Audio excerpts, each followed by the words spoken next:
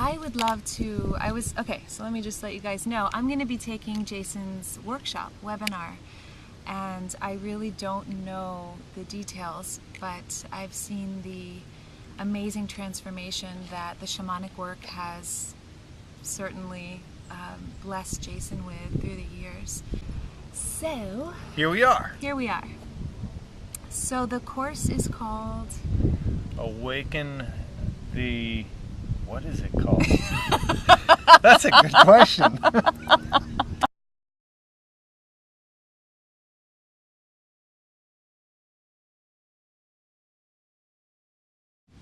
So what we're going to work with during these 7 weeks is tools, shamanic tools of remembering that we are what we choose to be, what we choose to embody. So it's no longer an out there something trying to get. We're going to use tools to remember. So an example of if I choose to be something, you're saying that it's about remembering that. Yeah. So for instance, this morning you were talking about an enlightened master. And this part of me that wants to be enlightened, wants it. I want this goal. It started to get this yearning, and this separation was being created within me. So as I just sat in my presence, it was returning to the knowing, the realization that I already am enlightened, that I already am in this embodiment of truth, this embodiment of what is.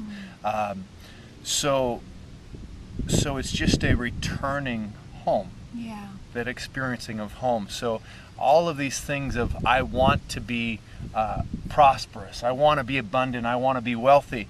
Well, it's going to be extremely difficult. Reading all the books may give you tools of now I'm going to do this and I'm going to do that. Yeah. But the reality is, until we're abundant and prosperous inside and embodying that, it's a knowing, it's a place of, it's the eternal peace and knowing within.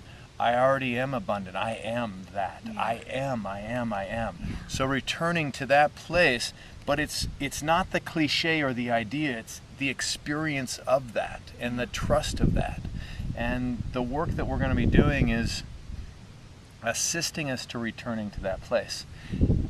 The tool, and I'm just going to continue on to the next thing. Please. One of the tools that we're going to be working with is something called soul retrieval, which is a shamanic tool of retrieving lost parts of ourselves to assist us in returning to our wholeness. So we hear all of these teachings from so many different places of all you've got to do is just live in the present moment. All you've got to do is be I am and be present. Well, quickly soon after that we go, I want to be that, and I choose to be that, and yet there's this obstacle of actually embodying that and living that.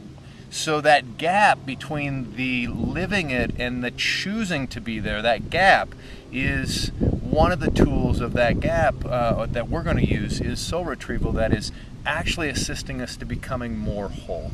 So we retrieve these parts that we've disowned from ourselves as a child, from another lifetime, from our family bloodline, that is keeping us from actually realizing who we are. What if you don't believe in past lives? It doesn't matter. I don't care if you believe in past lives or not.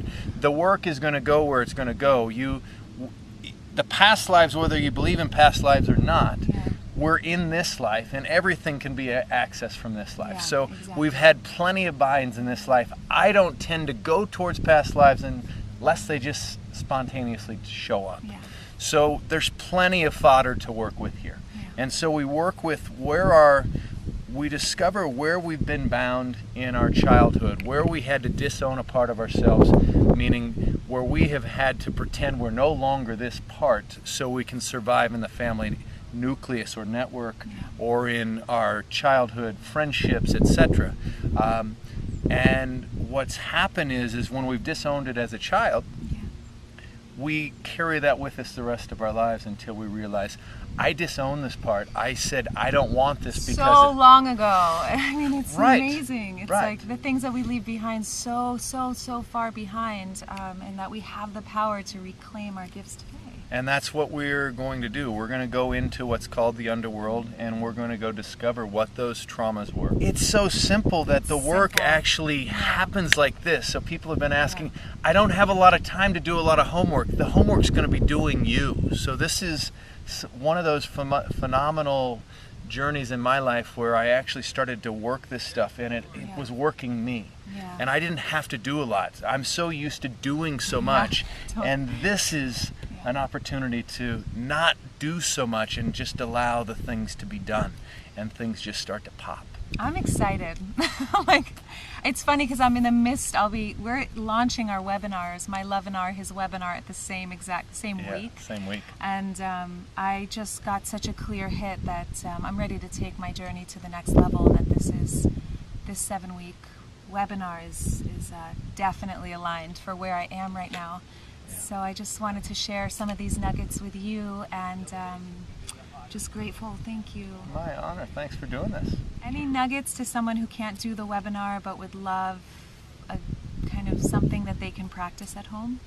A simple thing is that going on this piece of all these things that you want. So if you just make a list of all of the traits that you'd like to be. I want to be this, I want to be abundant, I want to be prosperous, I want to be compassionate, I want to be ... I want to be like Amma, is like what you said this morning. I want to be like Amma. All of these things. So rather than, not about I want the car, these are about the traits that you want to be and the people you'd like to be like.